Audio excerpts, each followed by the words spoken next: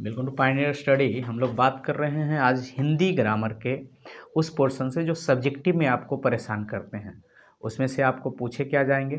उसमें से आपको पूछे जाएंगे 20 नंबर का गद्यांश, 10-10 नंबर के 2 गद्यांश, एक 10 नंबर का निबंध और 5 नंबर का पत्र या संवाद। ठीक है। और बाकी जो 15 नंबर का किताब से आता है, जिसमें 10 नंबर का 2 अंक स्तरीय और 5 है। तो इसको हम इस वीडियोज़ में, इस पार्ट में 20, 10, 30, 5, 25, 35 नंबर का कवर करेंगे। तो देखिए गद्यांश को क्या करना है। गद्यांश को पढ़ने वक्त ही आपको अंडरलाइनिंग सिस्टम अपना ये करना है। ठीक है। गद्यांश को पढ़ने वक्त ही ये काम कर लेना है। राष्ट्रपिता महात्मा गांधी को क्या कहा जाता था? राष्ट्रपिता। गांधी का जन्म 2 अक्टूबर 1869 ईस्वी में पोरबंदर गुजरात में हुआ था। मतलब जो याद करने वाला चीज़ है, जो पूछा जा सकता है। इनके पिता का नाम करमचंद गांधी और माता का नाम पुतलीबाई था। इनकी प्रारंभिक शिक्षा पोरबंदर में हुई। वे वकालत की पढ़ाई के लिए लंदन गए। उनकी विवाह कस्तूरबा से। गांधी जी के जीवन में दक्षिण अफ्रीका के प्रवास को ऐतिहासिक माना जाता है। वो दक्षिण अफ्रीका में प्रवासी के तौर पे रहे और 1915 ईस्वी में गांधी जी भारत लौटे। ठीक। और स्वाधीनता के संग्राम में कूद गए। तो ऐसे पढ़ने से क्या होगा कि आपको पहले से ही ये सब चीज़ तुरंत दिख जाएगा। तो जो एक नंबर में एक शब्द वाला है वो यही सब उत्तर रहेगा। जैसे महात्मा गांधी का जन्म कब और कहाँ हुआ, तुरंत मिल गया, 2 अक्टूबर 1869 पोरबंदर गुजरात में। महात्मा गांधी के पिता कौन थे? तो करमचंद गांधी। तो ऐसे पढ़ने से ये चीज़। गांधी जी की प्रारंभिक शिक्षा कहाँ हुई? पोरबंदर में। गांधी जी जीवन में दक्षिण अफ्रीका कैसा प्रभाव पड़ा? तो वो प्रवास, ऐतिहासिक प्रभाव पड़ा। ठीक है। महात्मा गांधी भारतीय स्वतंत्रता संग्राम में कब कूदे? 1915 ईस्वी में। तो इस प्रकार से ही आपको लिखने होते हैं। जैसे यहाँ लिखा हुआ है कि महात्मा गांधी का जन्म, ऐसे लैंग्वेज बना के लिखना है, ये नहीं कि केवल एक शब्द लिखना है, लैंग्वेज बना के लिखना है। महात्मा गांधी का जन्म 2 अक्टूबर 1869 ईस्वी में पोरबंदर गुजरात में हुआ। महात्मा गांधी के पिता करमचंद गांधी थे। महात्मा गांधी की प्रारंभिक शिक्षा पोरबंदर में हुई। गांधी जी के जीवन में दक्षिण अफ्रीका का ऐतिहासिक प्रभाव पड़ा। दक्षिण अफ्रीका से लौटने के बाद भारतीय स्वाधीनता संग्राम में भाग लिए। 1915 ईस्वी में गांधी जी दक्षिण अफ्रीका से लौटकर आए और स्वाधीनता संग्राम में कूदे। तो इस तरीके से लिखना होता है, लैंग्वेज में बना के लिखना होता है। देखिए 2 गद्यांश आता है, एक तो जीवन से रिलेटेड और एक तथ्यों से रिलेटेड आता है। जैसे यहाँ पे है, बातचीत करते समय हमें शब्दों का चयन विशेष ध्यान से देना चाहिए। अब यहाँ पे क्या है? शब्द चयन में, क्योंकि सम्मानजनक शब्द व्यक्ति को उदात्त एवं महान बनाता है। क्या महान बनाता है? सम्मानजनक शब्द। बातचीत के सुगम एवं प्रभावशाली बनाने के लिए सदैव प्रचलित भाषा का प्रयोग करना चाहिए। अत्यंत साहसिक एवं क्लिष्ट भाषा के प्रयोग से कहीं ऐसा न हो कि हमारा व्यक्तित्व चोट खा जाए। बातचीत में केवल विचारों का आदान प्रदान होता नहीं, बल्कि व्यक्तित्व का भी आदान प्रदान होता है। बातचीत में किसका? विचार और व्यक्तित्व दोनों का आदान प्रदान होता है। तो ये सब समझने वाला होता है, समझने के बाद ये सब आसानी से लिखा जाता है। ठीक है। फिर भी अंडरलाइनिंग तो यहाँ पे भी चलेगा। अतः शिक्षक वर्ग को शब्दों का चयन सोच समझकर करना चाहिए। शिक्षक वास्तव में एक अच्छा अभिनेता होता है, जो अपने व्यक्तित्व, शैली, बोलचाल और हाव भाव से विद्यार्थियों का ध्यान अपनी ओर आकृष्ट करता है और उन पर अपनी छाप छोड़ता है। अब यह क्या है? शिक्षक क्या है? तो शिक्षक एक व्यक्तित्व है। ठीक है। या शिक्षक एक अच्छा अभिनेता है। बातचीत से किस प्रकार की भाषा का प्रयोग होना चाहिए? सुगम एवं सरल। शिक्षक वर्ग को शब्दों का चयन कैसे करना चाहिए? तो व्यक्तित्व और विचार को प्रदान करने के लिए। बातचीत में किसका आदान प्रदान होता है? व्यक्तित्व एवं विचार का। विद्यार्थियों पर कौन सी छाप छोड़ता है? तो शब्द चयन। शिक्षक एक अच्छा अभिनेता होता है, जो अपने व्यक्तित्व, शैली, बोलचाल और हाव भाव से विद्यार्थियों का ध्यान अपनी ओर आकृष्ट करता है। बातचीत में सदैव प्रचलित भाषा का प्रयोग करना चाहिए। शिक्षक वर्ग को शब्दों का चयन सोच समझकर करना चाहिए। बातचीत में विचार के साथ साथ व्यक्तित्व का आदान प्रदान होता है। शिक्षक अपने व्यक्तित्व, शैली, बोलचाल तथा हाव भाव से विद्यार्थियों पर अपनी छाप छोड़ता है।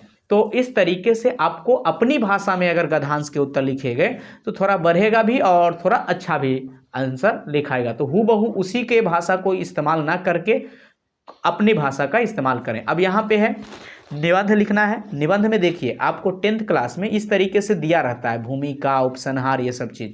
तो यहाँ पे हम वो सारे निबंध पढ़ते चलते हैं।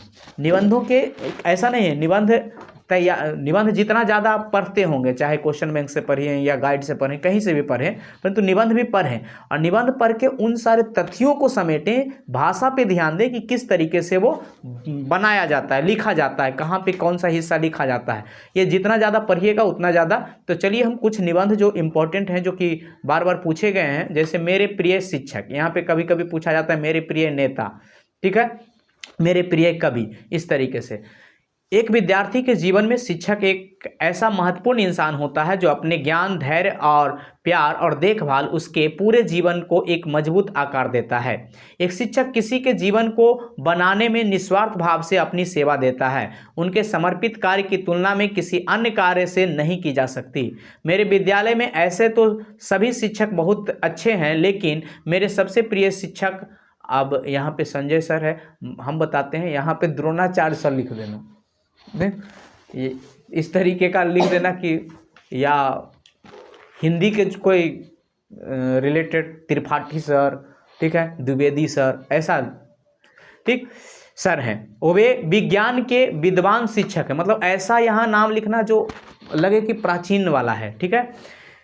वे विज्ञान के विद्वान शिक्षक हैं। कक्षा में बच्चों को बड़े सहज और सरल तरीके से पढ़ाते हैं, जिससे बच्चों में कोई संशय नहीं रहता। उनका मानना है कि विद्यार्थियों को जीवन के प्रति हमेशा सकारात्मक सोच रखनी चाहिए और मेहनत से कभी घबराना नहीं चाहिए। बच्चे उन्हें प्यार से विज्ञान सर कहते हैं। अध्ययनशीलता शिक्षा का आवश्यक गुण है। आज शिक्षा का फलक बड़ा हो गया है। इसमें नैतिक शिक्षा के साथ साथ विषय और तकनीकी शिक्षा का समावेश हो गया है। हमारे विज्ञान सर विज्ञान के भौतिक से मास्टर डिग्री की हैं, साथ ही बीएड भी किया है। उन्हें विषय का समुचित ज्ञान भी है। इसके बावजूद निरंतर अध्ययनशील रहते हैं ताकि नई बातें सीखकर विद्यार्थियों को बता सकें। जो माता पिता दोनों का प्यार दे। जीवन में माता पिता के बाद जिस व्यक्ति का सबसे महत्वपूर्ण स्थान है वह शिक्षक है। शिक्षक सिर्फ स्कूली ज्ञान देने वाला व्यक्ति नहीं होता, बल्कि जीवन में सही मार्ग पर चलने को प्रेरित करने वाला होता है। हमारे विज्ञान सर हम सभी विद्यार्थियों को एक माता पिता की तरह मार्गदर्शन करते हैं। वे अपने ज्ञान के प्रकाश से हमारे अज्ञानता के आधार को मिटाने के लिए हमेशा तत्पर रहते हैं। वे अपने विद्यार्थियों के प्रति बहुत स्नेह रखते हैं और उनकी मदद के लिए सदैव तैयार रहते हैं। खासकर गरीब विद्यार्थियों को तो वे आर्थिक मदद भी करते हैं। वे विद्यार्थियों को माता पिता दोनों का प्यार देते हैं एवं उनके सर्वांगीण विकास के लिए मार्गदर्शन करते हैं। ये सब आपको बना के लिखना है। छात्रों को कभी डांटते या फटकारते नहीं, छोटी से छोटी बातों को बड़े प्यार से समझाते हैं। वे सादगी, सद्भाव और सेवा मंत्र प्रति मूर्ति होते हैं। देखिए, चाहे आपको कैसे भी शिक्षक मिले हों, ठीक है, पीटने वाले, डांटने वाले, परंतु आपको यहाँ पे जब अथी लिखना है, क्योंकि जो कॉपी जांच कर रहा है वो भी एक शिक्षक है, तो शिक्षकों का बड़ाई जितना कीजिएगा उतना ज़्यादा नंबर मिलेगा। उपसंहार। एक माता पिता बच्चों में संस्कार का सृजन करते हैं तो एक शिक्षक उनके भविष्य को संवारता है। इसीलिए हमारे धर्म ग्रंथों में गुरु का स्थान ईश्वर से भी बड़ा बताया गया है। एक आदर्श शिक्षक कैसा होना चाहिए, उसका जीता जागता उदाहरण मेरे प्रिय विज्ञान सर। उनका शांत स्वभाव, हंसमुख चेहरा, विनम्रतापूर्वक व्यवहार अर्थात ज्ञान सभी ओर आकर्षित करता है। अपने बहुमुखी प्रतिभा के कारण ही वे विद्यालय के सभी विद्यार्थियों के साथ साथ सभी शिक्षकों के चहेते हैं। तो ये हो गया। अब है क्रिकेट, मेरा प्रिय खेल। तो क्रिकेट के बारे में, हाँ, जिसके बारे में आपको नॉलेज हो, या तो आप ऐसा पकड़ लीजिए जिसमें बातें बनाया जा सके। अगर ऐसा है क्रिकेट है, फुटबॉल है, हॉकी है और उसके बारे में आप ज़्यादा नहीं जानते हैं तो ऐसे चीज़ों पे लेख ना लिखें, ठीक है। क्रिकेट खेल हमारे जीवन का एक अहम हिस्सा है। खेल का नाम आते ही मन में उत्साह एवं उल्लास से भर उठता है। खेलना कूदना सभी को अच्छा लगता है। विशेषतः बच्चों द्वारा अपनी रुचि, आयु, पसंद आदि के आधार पर खेलों को पसंद किया जाता है और खेला जाता है। वर्तमान दौर में क्रिकेट सर्वाधिक लोकप्रिय खेल है, जो कि मेरा भी प्रिय खेल क्रिकेट है। आधुनिक युग में इस खेल को अंतर्राष्ट्रीय महत्व प्राप्त है। भारत में यह खेल सर्वाधिक आकर्षण का केंद्र बना हुआ है। इस खेल में लोगों को अद्भुत लगाव है। क्या बच्चे, क्या बूढ़े, क्या नवयुवक, सभी इसके दीवाने हैं। खेल का नियम एवं खिलाड़ियों की संख्या। क्रिकेट के खेल में 11 खिलाड़ी के साथ 2 टीमें होती है। इसके साथ खेल के निर्णायक के रूप में 2 अंपायर भी होते हैं जो पूरी खेल पर नजर रखते हैं और उसी के अनुसार अपना फैसला सुनाते हैं। खेल के नियमानुसार प्रत्येक टीम का एक एक कप्तान होता है जिसके नेतृत्व में उसका टीम खेलती है। टॉस के बाद एक टीम पहले गेंदबाजी करती है और दूसरी टीम बल्लेबाजी करती है। एक पारी खत्म होने के बाद गेंदबाजी करने वाली टीम बल्लेबाजी टीम द्वारा बनाए गए रनों का पीछा करती है। राष्ट्रीय और अंतर्राष्ट्रीय क्रिकेट मैच 3 प्रारूपों में खेला जाता है: टेस्ट मैच, एक दिवसीय मैच और T20 मैच। टेस्ट मैच 5 दिनों तक चलता है। एक दिवसीय मैच 50-50 ओवर का होता है जबकि T20 मैच 20-20 ओवर का होता है। इसका रोमांचक शुरू से अंत तक चरम पर होता है। भारत में प्रसिद्ध क्रिकेट खिलाड़ी। भारत के अनेक क्रिकेट खिलाड़ियों ने अपने खेल के कौशल से संसार भर में नाम कमाया। भारत के प्रसिद्ध क्रिकेट खिलाड़ी में सचिन तेंदुलकर, सुनील गावस्कर, कपिल देव, रवि शास्त्री, सौरभ गांगुली, राहुल द्रविड़, महेंद्र सिंह धोनी, विराट कोहली, रोहित शर्मा इत्यादि प्रमुख हैं। सचिन तेंदुलकर को क्रिकेट का भगवान माना जाता है। वे क्रिकेट के इतिहास में विश्व के सर्वश्रेष्ठ बल्लेबाजों में से एक हैं। उन्होंने टेस्ट और एक दिवसीय मैचों में सर्वाधिक शतक लगाए हैं और सबसे ज्यादा रन बनाने वाले विश्व के एकमात्र खिलाड़ी हैं। 1983 में क्रिकेट विश्व कप का विजेता भारतीय टीम के कप्तान कपिल देव थे। उस विजेता टीम में सुनील गावस्कर और रवि शास्त्री ने महत्वपूर्ण भूमिका निभाई।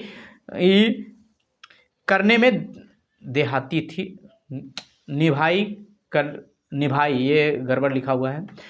2011 क्रिकेट विश्व कप विजेता भारतीय टीम के कप्तान महेंद्र सिंह धोनी थे। उनके साथ तेंदुलकर, सहवाग, युवराज सिंह और विराट कोहली भी विजेता टीम के सदस्य थे। मुझे इन प्रसिद्ध खिलाड़ियों पर गर्व है। लोकप्रियता का कारण। क्रिकेट एक इकलौता खेल है जिसके सबसे ज्यादा प्रशंसक हैं। छोटे छोटे बच्चों से लेकर बूढ़ों तक उस खेल के दीवाने हैं। जब भी बड़ा क्रिकेट मैच होता है तो बड़ी बड़ी टीवी स्क्रीन पर हजारों लोगों द्वारा मैच देखा जाता है। क्रिकेट मैचों का प्रसारण इसकी लोकप्रियता बढ़ाने का प्रमुख कारण है। वर्तमान समय में क्रिकेट के बहुत सारे कोचिंग सेंटर्स हैं जिस कारण छोटे छोटे शहरों और गांवों में अच्छे खिलाड़ी आगे आ रहे हैं। यह एक अच्छा संकेत है कि क्रिकेट की लोकप्रियता बढ़ने के पीछे ऐसे कारणों को भी नजरअंदाज नहीं किया जा सकता। खेल के बदले प्रारूप ने क्रिकेट के आकर्षण को बढ़ा दिया है। आईपीएल के साथ कई खिलाड़ियों को अपनी प्रतिभा दिखाने का मौका मिल रहा है। क्रिकेट को अधिक लोकप्रिय बनाने में उच्च दर्जे के खिलाड़ी का बहुत योगदान है। उपसंहार मतलब लास्ट में आप अपना व्यू पॉइंट देते हैं।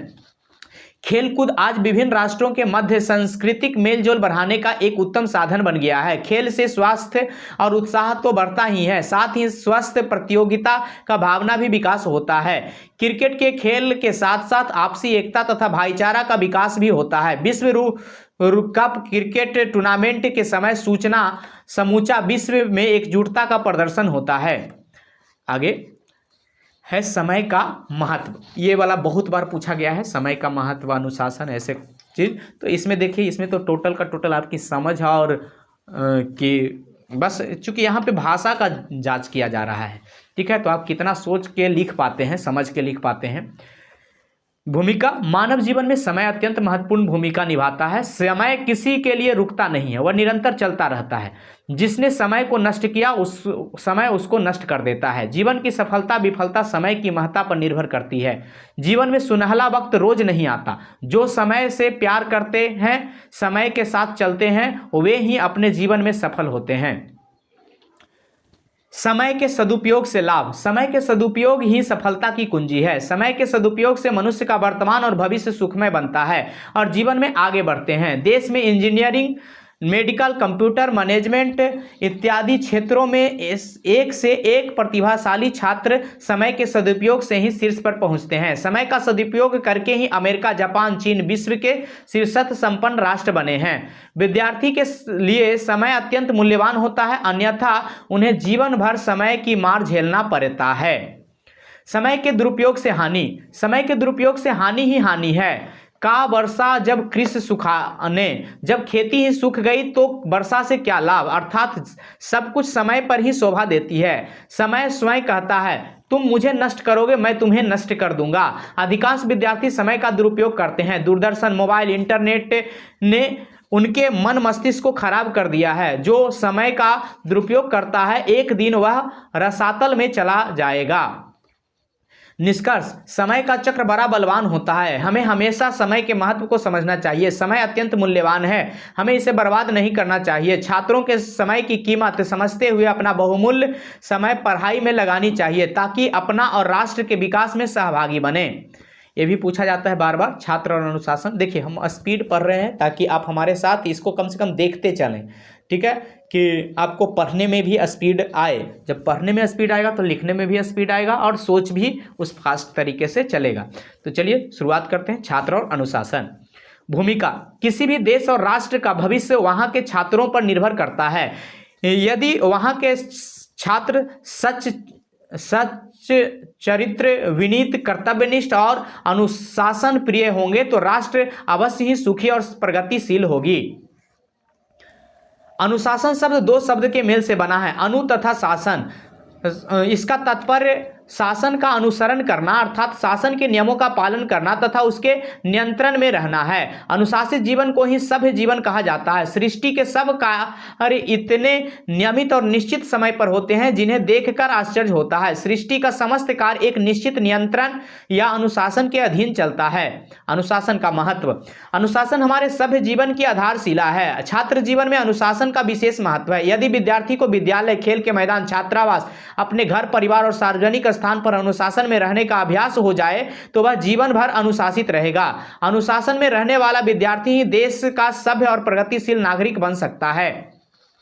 अनुशासनहीनता से हानि, वर्तमान समय में छात्र जीवन में अनुशासन का अभाव होता जा रहा है। अपनी जवाबदेही से अवगत नहीं होने के कारण छात्र अपने ही को अनुशासनहीन बनाए जा रहे हैं। इसके अभाव में छात्रों में उच्च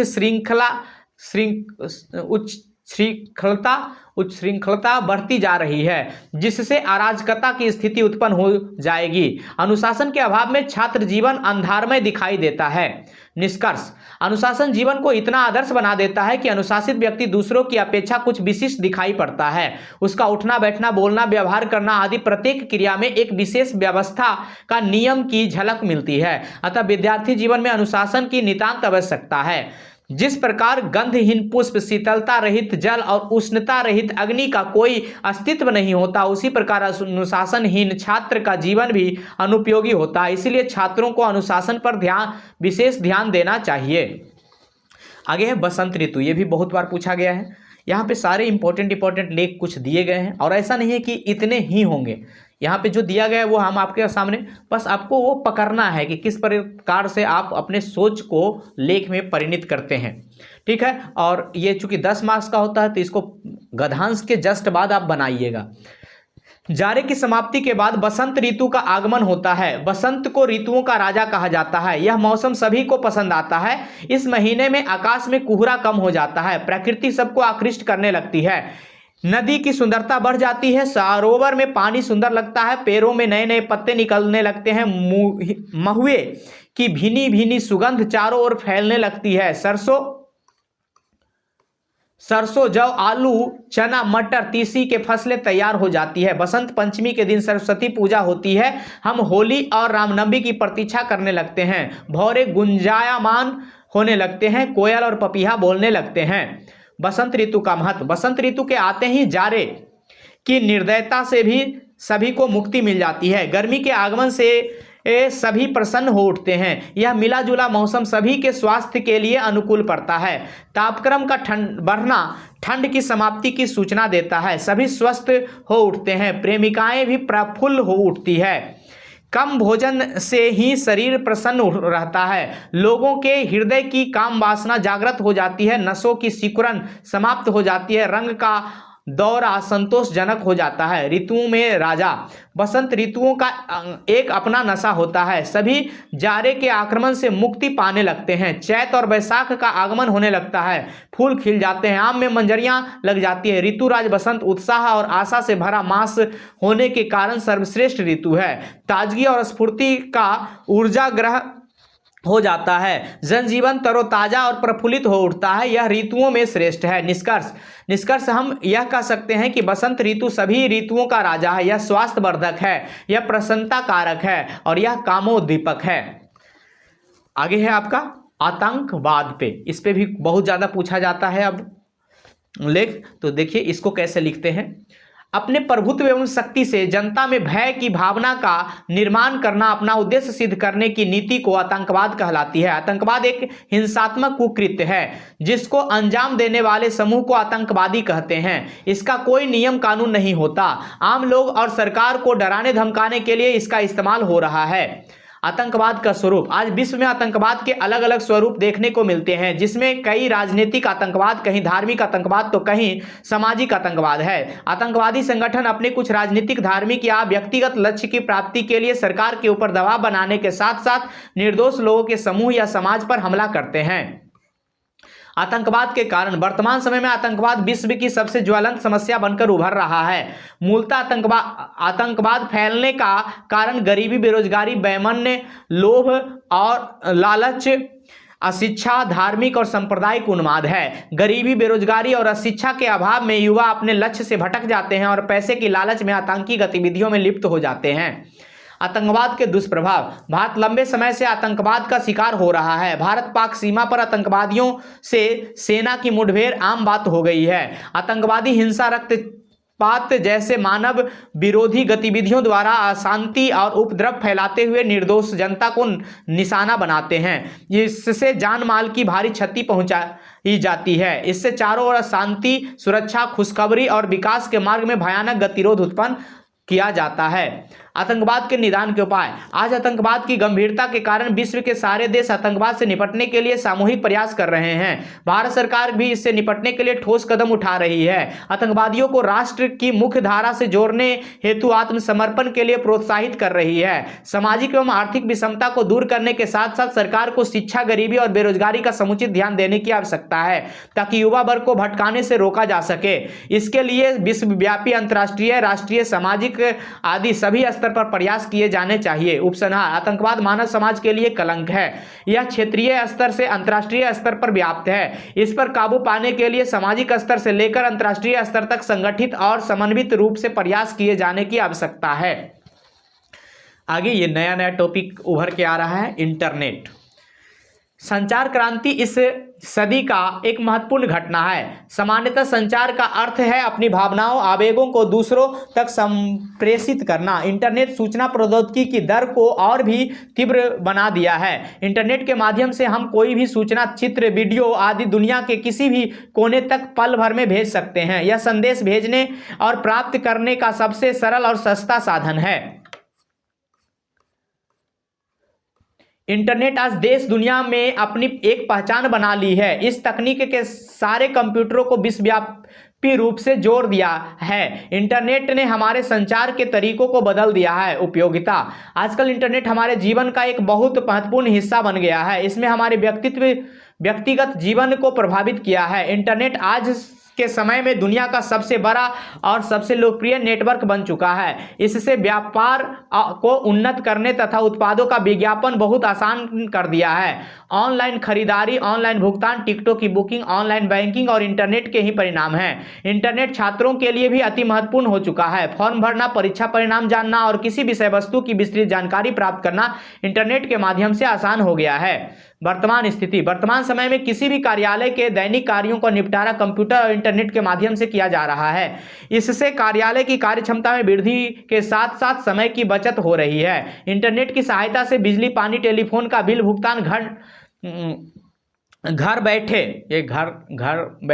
कर सकते हैं। इसके माध्यम से हम घर बैठे railway ticket booking, hotel reservation, online shopping, online banking, online पढ़ाई आदि सुविधा मिल जाती है। युवा वर्ग इंटरनेट के माध्यम से यूट्यूब पर लाइव देखकर कुछ भी सीख सकते हैं। इंटरनेट वर्तमान समय की आवश्यकता बन चुकी है। हानि। इंटरनेट पर बहुत अधिक निर्भरता हमारे मस्तिष्क को सुस्त बना देती है। हम लोग आलसी हो जाते हैं। कंप्यूटर और इंटरनेट पर अधिक काम करने से स्वास्थ्य संबंधी अनेक समस्याएं उत्पन्न होने लगती है। युवा वर्ग अपने उद्देश्य से भटक जाते हैं और पढ़ाई से अधिक ऑनलाइन गेम में समय बर्बाद कर देते हैं। इंटरनेट के माध्यम से गोपनीय दस्तावेज की भी चोरी हो जाती है। साइबर क्राइम भी इंटरनेट का देन है।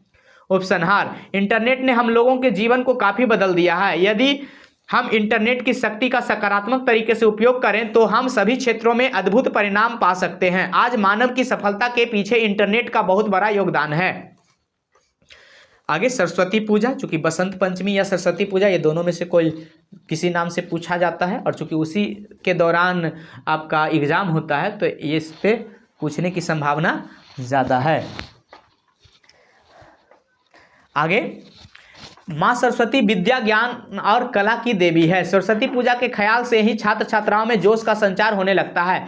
प्रत्येक शिक्षण संस्थानों में विद्यार्थियों द्वारा पूरी तन्मयता के साथ सरस्वती पूजा का आयोजन किया जाता है। बड़े बूढ़े भी बच्चों का पूरा सहयोग देते हैं। सरस्वती पूजा माघ महीने के शुक्ल पक्ष के पंचमी को मनाया जाता है। यह जनवरी या फरवरी माह में आता है। इस पूजा में माँ सरस्वती की प्रतिमा 1 या 2 दिन के लिए बैठाई जाती है। छात्र छात्राएं सरस्वती पूजा के दिन सुबह सुबह नहा धोकर विद्यादायिनी मां सरस्वती की पूजा करते हैं और फिर प्रसाद ग्रहण करते हैं।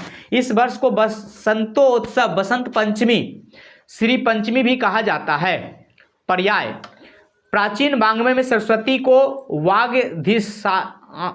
वाग्धिशास्त्री देवी अर्थात विद्या एवं बुद्धि का पर्याय माना गया है। कहा जाता है कि इनका वस्त्र शुभ अर्थात उजला और ध्वल है, जो सादगी और स्वच्छता का प्रतीक है। इनका वाहन हंस है, जो दूध और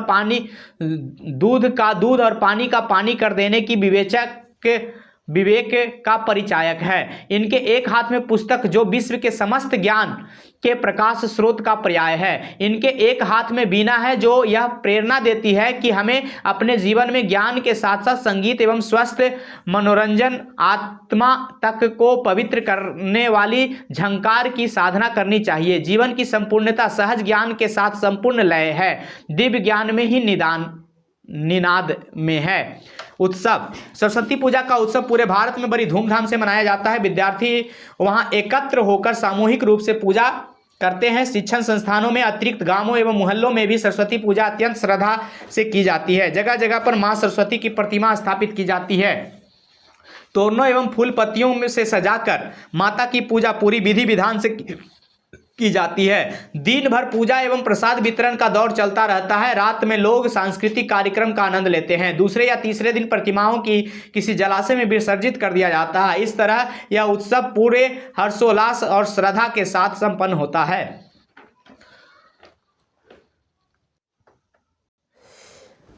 लास्ट है महात्स, ऐसे उपसंहार भी इसको लिख सकते थे। बसंत पंचमी में शताब्दियों में माता पिता सरस्वती की पूजा होती आ रही है। यह एक सांस्कृतिक पर्व है। माता सरस्वती सत्यम शिवम सुंदरम के रूप में संसार में सुख, शांति और सौंदर्य का सृजन करती है। यह दिन संगीत, कला आदि के ज्ञान अर्जन का शुभारंभ करने के लिए उत्तम होता है। ऐसा भी मान्यता है कि इस दिन सरस्वती पूजा करने से देवी प्रसन्न होती है और भक्तों को ज्ञान, संगीत, कला आदि में निपुण होने का आशीष देती है। तो ये आपको अपने विचार पे लिखना होता है और आप उसी चीज़ पे ज़्यादा लिख, मतलब चूँकि 4-5 ऑप्शंस रहता है तो उसमें से वैसे चीज़ को जिस पे आप ज़्यादा लिख सकते हैं, बातें बनाते हुए नहीं बल्कि कुछ कुछ फैक्ट के साथ। चलिए आगे, 5 अंक का क्या आता है? पत्र आता है। जैसे अनुपस्थिति दंड माफ करने के लिए प्रधानाध्यापक के पास पत्र, तो एक तो प्रधानाध्यापक के पास आएगा ही आएगा। देखिए ये कैसे लिखा जाता है, इसका फॉर्मेट। सेवा में श्रीमान प्रधानाध्यापक महोदय, और यहाँ पे कुछ भी लिख सकते हैं, राजकीय उच्च विद्यालय, यहाँ दरभंगा के बजाय पटना कर दीजिएगा। द्वारा वर्ग शिक्षक, लगभग ये संस्कृत वाला ही प्रारूप है। विषय किस लिए था? अनुपस्थित दंड माफ हेतु आवेदन पत्र, यहाँ पे पूर्ण विराम दे दीजिए, महाशय। और उसके बाद आप बॉडी लिखिए, इसको पत्र का बॉडी कहते हैं। सबने निवेदन है कि मैं 10वीं कक्षा का एक निर्धन छात्र हूँ। पिछले 2 माह से मेरी माँ बीमार है। इसकी समुचित इलाज और देखभाल के लिए ही मैं विद्यालय में अनुपस्थित रहा हूँ। माँ के बीमार रहने के कारण घर की आर्थिक स्थिति दयनीय हो गई है, जिस कारण पिताजी मेरा अनुपस्थिति दंड जमा करने में असमर्थ हैं। अतः श्रीमान से अनुरोध है कि मेरे आवेदन पर सहानुभूतिपूर्वक विचार करते हुए मेरा अनुपस्थिति शुल्क माफ़ करने की कृपा करें, और इसके लिए मैं श्रीमान का आभारी रहूँगा। और यहाँ पे क्या लिख देना होता है?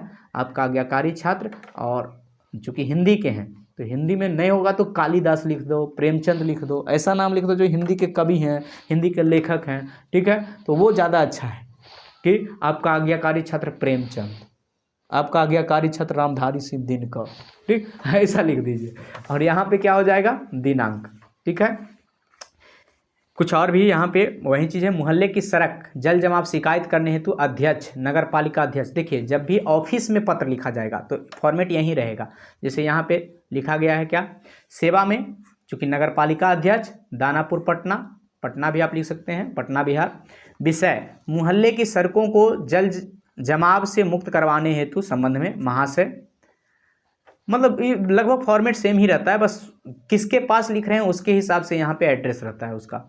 माँ से उपयुक्त विषय के संबंध में निवेदन पूर्वक कहना है कि कृष्णनगर दानापुर मोहल्ले में एकमात्र सड़क शहर के मुख्य मार्ग से जुड़ी हुई है, जो गर्मी में धूल से भरी रहती है और वर्षा में उन पर पानी और कीचड़ जमा रहता है। इसमें आवागमन ठप हो जाता है। इस बार मोहल्ले में सीवरेज और जल निकासी का कोई कार्य नहीं हुआ। इस कारण नाली का भी पानी सड़क पर ही जमा हो जाता है। इससे मोहल्ले के सभी सड़कों पर जल जमाव की स्थिति बनी रहती है।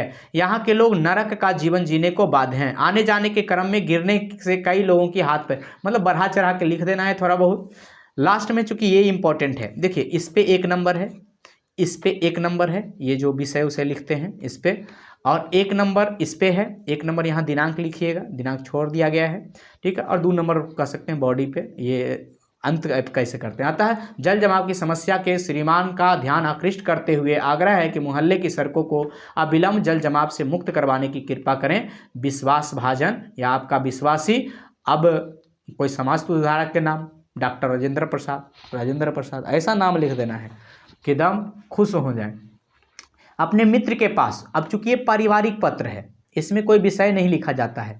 जैसे प्रिय मित्र अभिषेक, ठीक, नमस्ते, तुम्हारा पत्र कई दिन पूर्व मिला था, पत्रोत्तर देने में विलम्ब हुआ, क्षमा प्रार्थी हूँ। तुम्हें पता होगा कि मैट्रिक की परीक्षा अगले माह प्रारंभ हो रही है। मैं पूरे मनोयोग से इसकी तैयारी करने में लगा हूँ। यहाँ पे आप देख लीजिएगा परीक्षा की तैयारी के वर्णन करते हुए, तो वही चीज़ यहाँ पे दिखाई दिया गया है। नहीं होगा तो इसको अंडरलाइन भी कर सकते हैं।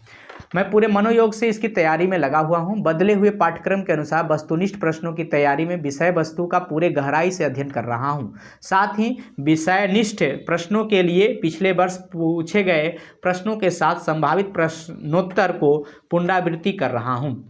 किसी विषय की तैयारी में कोई कमी नहीं रहे, इसके लिए प्रतिदिन समय सारणी के अनुसार पढ़ाई कर रहा हूं। उम्मीद करता हूं कि इस परीक्षा में मैं अच्छे अंकों के साथ उत्तीर्णता प्राप्त करूंगा। इस संबंध में तुम अपना मार्गदर्शन अवश्य देना। सभी बड़ों को मेरे तरफ से प्रणाम। और यहाँ पे लिख सकते हैं छोटे को शुभ आशीर्वाद, तुम्हारा मित्र जय, ठीक, कुछ ऐसा नाम लिख देना है, सीता गीता, ठीक है।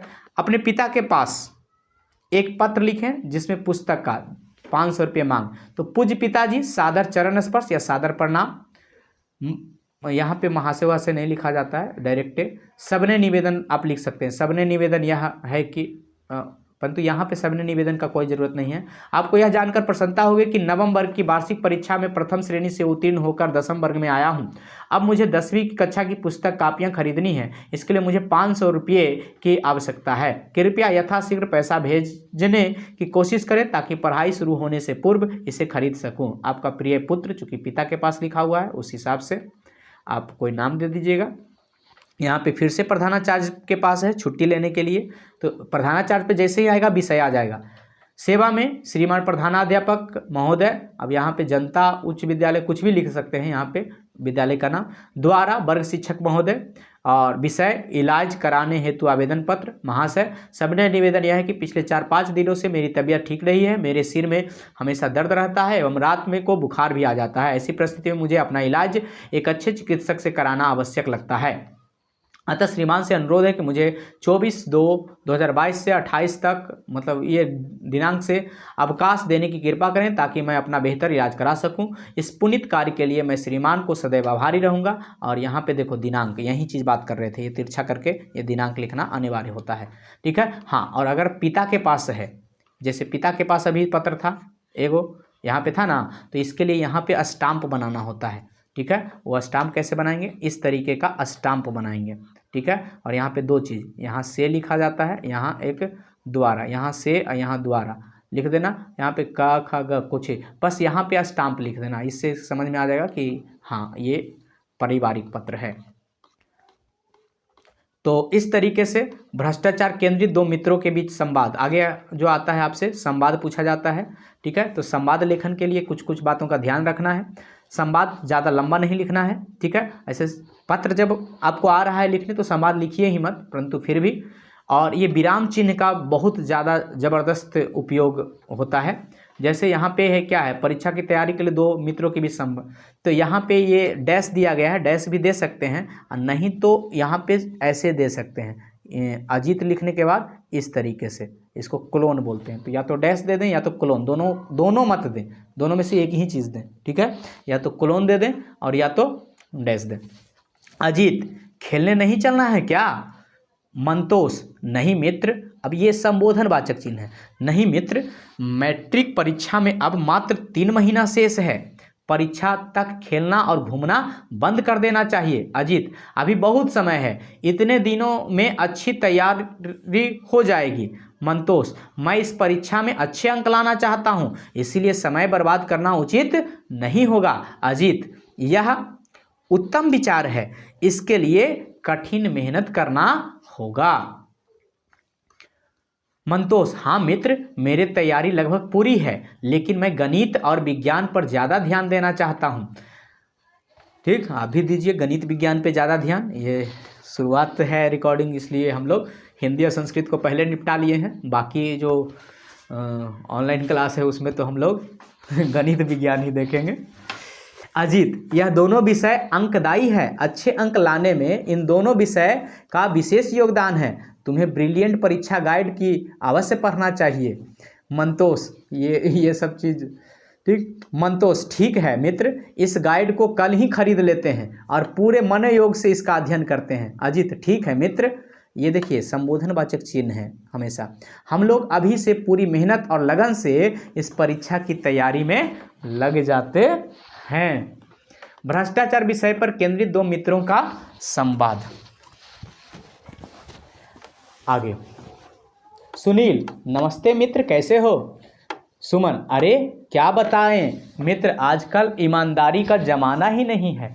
सुनील, क्यों, क्या हुआ? सुमन, तुम तो जानते हो कि मैं मैट्रिक परीक्षा में प्रथम श्रेणी से पास किया हूँ। सुनील, हाँ ये तो सच है, प्रथम श्रेणी में भी तुम्हारे अच्छे अंक हैं। सुमन, इतने अच्छे अंक के बावजूद मेरा नामांकन नहीं हो रहा है, जबकि रोहित द्वितीय श्रेणी से पास किया, उसका नामांकन हो गया। सुनील, क्यों, ऐसा कैसे? सुमन, रोहित के पापा ने किसी से सिफारिश करवाई है। सुनील, ये तो भ्रष्टाचार है। सुमन, इसीलिए तो कह रहे हैं कि ईमानदारी का जमाना नहीं है, मैं ज़्यादा अंक लाकर भी भटक रहा हूँ और कोई कम अंक लाकर भी नामांकन हो गया।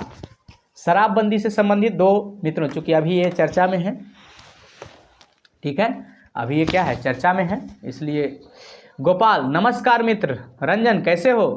रंजन, नमस्कार, मैं ठीक हूँ, और सुनाओ कैसे हो, क्या हो रहा है आजकल? गोपाल, आजकल नशा मुक्त समाज हेतु जागरूकता अभियान में व्यस्त हूँ। रंजन, यह तो बहुत अच्छी बात है, सरकार ने भी पूर्ण शराबबंदी लागू कर बड़ा ही नेक कार्य किया है। गोपाल, ये तो सही है, लेकिन समाज को जागरूक किए बिना यह अभियान सफल नहीं हो सकता। रंजन, कुछ अशिक्षित लोग हैं जो शराब के चलते अपना और पूरे परिवार का भविष्य बर्बाद कर रहे हैं। गोपाल, इसीलिए हमारे ग्राम प्रधान और कुछ स्वयंसेवक संस्थान द्वारा जागरूकता अभियान चलाया जा रहा है, जिसकी जिम्मेवारी मुझे दी गई है। रंजन, यह बहुत ही नेक कार्य है, इससे पंचायत में शांति और खुशहाली आएगी। गोपाल, इसीलिए हम लोग 8-10 लोगों का समूह बनाकर पूरे पंचायत में घूम घूम कर लोगों को शराब मुक्ति से प्रोत्साहित कर रहे हैं। रंजन, आजकल हमारे युवा भी नशा के शिकार हो रहे हैं, इन्हें भी जागरूक करना आवश्यक है। गोपाल, आप बिल्कुल सही सलाह दे रहे हैं, हम लोग युवाओं को भी नशा के लत से बाहर निकालकर सही रास्ते पर लाने का प्रयास करेंगे। रंजन, ठीक है मित्र, फिर मिलते हैं, नमस्कार। गोपाल, ठीक है, नमस्कार। यहाँ पे देख रहे हैं कितने ज़्यादा पूर्ण विराम, इसको विस्म आदि बोधक चिन्ह, ये सब का इस्तेमाल बहुत ज़्यादा हुआ है ना। प्रदूषण से संबंधित भी आपको खूब पूछा जाता है, यहाँ पे उसी से संबंधित एक अथी दिया गया है, और यहाँ पे कोरोना महामारी वाला दिया गया है संवाद। ठीक है, तो देख लेते हैं थोड़ा सा क्या कह रहा है।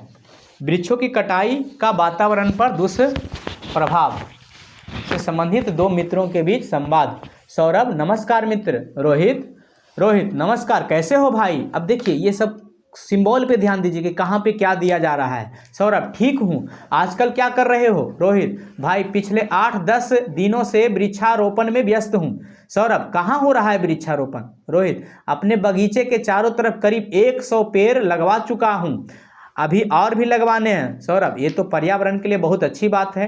रोहित, हाँ भाई, आजकल वृक्षों की कटाई बहुत जोरों पर चल रही है, इसका सीधा प्रभाव वातावरण पर पड़ रहा है। सौरभ, हाँ भाई, इस बार गर्मी भी बहुत पड़ रही है, लगता है सुखाड़ हो जाएगा। रोहित, किसान रोज बारिश का इंतजार कर रहे हैं लेकिन हो कहाँ रही है। सौरभ, वृक्षों की कटाई के कारण वातावरण में गर्मी भी बढ़ रही है और बारिश भी नहीं होती। रोहित, जब तक वृक्षों की कटाई बंद नहीं होगी हमारा वातावरण प्रदूषित होता रहेगा। सौरभ, आपने वृक्ष लगाकर नेक कार्य कर रहे हैं, सरकार और सामाजिक संगठन को भी इस कार्य में आगे आना चाहिए। रोहित, हाँ भाई, यदि पर्यावरण को बचाना है तो वृक्ष लगाना है। सौरभ, कल मैं आपके वृक्षारोपण कार्य को देखने आऊँगा। रोहित, जरूर आना, आपका स्वागत होगा। आगे बाढ़ की समस्या पर दो छात्रों के बीच संवाद। पवन, सुमित, क्या तुमने आज का अखबार पढ़ा है?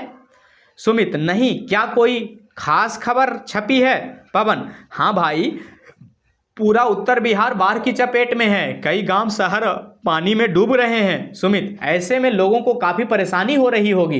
पवन, लोग जैसे तैसे अपने सामान और मवेशियों को बचाने का प्रयास कर रहे हैं। सुमित, बाढ़ के कारण बहुत नुकसान होता है। पवन, हाँ भाई, इसमें जान माल दोनों का नुकसान होता है, खेतों का फसल भी बर्बाद हो जाता है। सुमित, इस विपदा में सरकार को आगे आकर लोगों की मदद करनी चाहिए। पवन, सरकार राहत और बचाव कार्य चलाती है, लोगों को रोजमर्रा की चीजें, खाने का पैकेट उपलब्ध कराती है, लेकिन वह पर्याप्त नहीं हो पाता। सुमित, हम लोगों को भी बाढ़ पीड़ितों की मदद करनी चाहिए।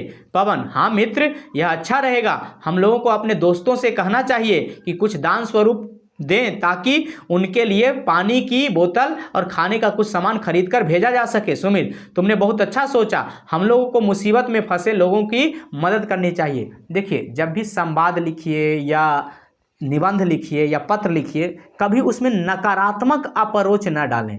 नकारात्मक का मतलब ऐसा नहीं कि उसमें निराशावादी हो, उसमें जब भी और किसी व्यक्तिगत नेता को या मंत्री को या किसी समुदाय को जिम्मेवारी ना, जबकि जब भी जिम्मेवारी किसी पे डालें तो वो सामुदायिक रूप से डालें। हाँ, व्यक्तिगत जिम्मेवारी लेनी भी है तो वो खुद पे लें, ठीक, तब उसमें मार्क्स ज़्यादा मिलते हैं। आगे है कोरोना महामारी के बारे में, चूंकि ये भी हाल फिलहाल में पूछा गया था बहुत ज़बरदस्त। कोरोना महामारी के बारे में दो छात्रों से संवाद लिखें। कमलेश, सुप्रभात। विकास, कैसे हो मित्र? विकास, सुप्रभात, अच्छा हूँ। कमलेश, कोरोना महामारी में आपके मोहल्ले की क्या परिस्थितियां हैं? विकास, कोरोना की दूसरी लहर पहले से ज़्यादा संक्रामक है, हमारे मोहल्ले में कई लोग इसके चपेट में आ गए हैं। कमलेश, यह काफ़ी गंभीर समस्या है, यदि हालात कुछ दिनों में नहीं सुधरेंगे तो सरकार लॉकडाउन कर देगी। विकास, कोरोना महामारी से सुरक्षा के लिए यह आवश्यक है, इससे संक्रमण रोकने में मदद मिलेगी। कमलेश, इसके साथ साथ कोरोना टीकाकरण में लोगों को भाग लेना चाहिए, इससे बीमारी का प्रभाव कम पड़ता है। विकास, मैंने तो पिछले सप्ताह ही टीका लगवा लिया हूं। कमलेश, मैं भी टीका ले लिया हूं, हमें इसके लिए मोहल्ले वाले को जागरूक करना चाहिए। विकास, हाँ दोस्त, इस महामारी से बचने के लिए यह आवश्यक है। कमलेश, चलो मित्र, हम लोग कोरोना प्रोटोकॉल का पालन करते हैं हुए लोगों को टीका और के लिए जागरूक करते हैं। देखिए, चूँकि जो ये 35 नंबर हम बात कर रहे हैं, जैसे 20 नंबर गधांश की, इसका कोई लिमिट नहीं है कि क्या पूछेगा, इसमें कोई गेसिंग कर ही नहीं सकता है। निबंध में भी कोई गेसिंग नहीं कर सकता, इसलिए आप ज़्यादा से ज़्यादा निबंधों को पढ़ें। फैक्ट आपको जितना ज़्यादा जानकारी होगी, जितना ज़्यादा शब्दों पे पकड़ होगी, उतना ज़्यादा आप लिख पाइएगा। और पत्र का बस फॉर्मेट याद रखिए, और इससे ही आपका हिंदी का 35 नंबर का बन जाता है। ठीक है, आप अपने शब्दों में सकारात्मक अप्रोच के साथ अगर इन तीनों को लिख देते हैं, इन तीनों का आंसर, तो आपको 35 में करीब करीब 30 प्लस दे दिया जाएगा। हाँ, ध्यान रहे कैसे कैसे लिखना है। इसमें फॉर्मेट 5 नंबर पत्र वाले में फॉर्मेट इंपॉर्टेंट है। अगर संवाद लिखते हैं तो उसमें विराम चिन्ह का इंपॉर्टेंस रोल है। निबंध लिखते हैं तो उसमें आपका सकारात्मक अप्रोच, और अगर अति लिखते हैं तो आपकी भाषा शैली। क्या, गद्यांश में। तो ये 35 नंबर का आपको आएगा। और बाकी जो 15 नंबर का आता है वो आता है 2 अंक स्तरीय, 10 नंबर का 5 गो और 5 अंक स्तरीय, जिसको हम लोग अगले वीडियोज़ में देखेंगे। तो गुड लक, फिर मिलेंगे हिंदी के नेक्स्ट वीडियोज़ में।